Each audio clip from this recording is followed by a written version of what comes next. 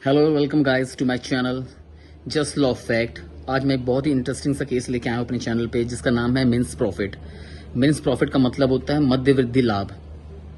मैं आपको सबसे पहले मध्य वृद्धि लाभ की एक डेफिनेशन बता देता हूँ।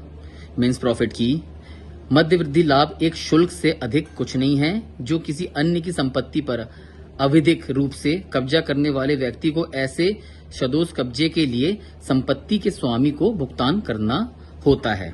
मतलब जैसे ए की संपत्ति अगर बी के पास है 5 साल के लिए, और लेकिन 5 साल से ज्यादा उसे हो गया 7 साल, तो ये 2 साल जो बढ़ी हुई अवधि है, इस 2 साल में उसको जो भी प्रॉफिट होगा वह उसको जमीन के उस मालिक को देना होगा। तो गाइस इसमें कहा जाता है जो मूवेबल प्रॉपर्टी होती है, मूवेबल प्रॉपर्टी पे जो भी कब्जा होता है, उस कब्जे के दौरान जो भी लाभ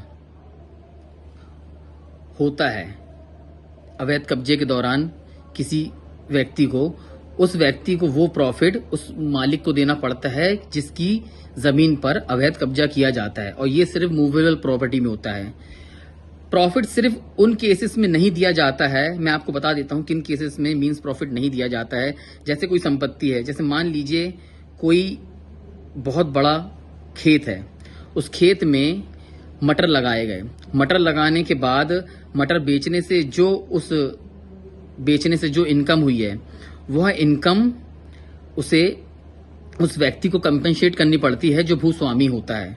पर अगर उस खेत में 2 मकान बनाए गए हैं और उन 2 मकान में किराएदार रख के महीने का 5,000 मतलब 10,000 रुपए किराया आ रहा है, तो वह किराए का हकदार उस जमीन का असली मालिक नहीं होगा। क्योंकि जब जमीन कब्जे में की गई थी वहां पे सिर्फ खेत था, लेकिन खेत पे जो मकान बनाए गए वह जिसने कब्जा किया है उसने बनाए। तो जो भी इमूवेबल प्रॉपर्टी में जो भी इंप्रूवमेंट होता है, जो भी मॉडिफिकेशन होता है, जैसे वो खेत भूस्वामी का था लेकिन उस पर जो 2 मकान बनाए गए हैं वह उस कब्जाधारी ने अपने हिसाब से अमेंडमेंट किया है, तो वो जो किराया रहेगा उस किराए का कोई भी लाभांश, कोई भी प्रॉफिट उस जमीन के असली मालिक को नहीं दिया जाएगा।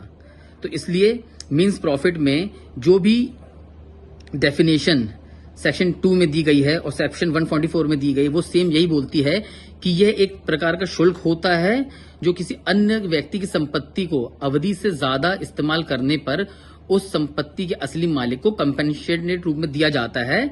पर वो प्रॉफिट नहीं दिया जाता है अगर उस संपत्ति पे कुछ कब्जाधारी के द्वारा अगर कुछ अमेंडमेंट या कुछ अलग से बनाया जाए, तो उससे जो प्रॉफिट आता है वो मेन प्रॉफिट में नहीं आता है।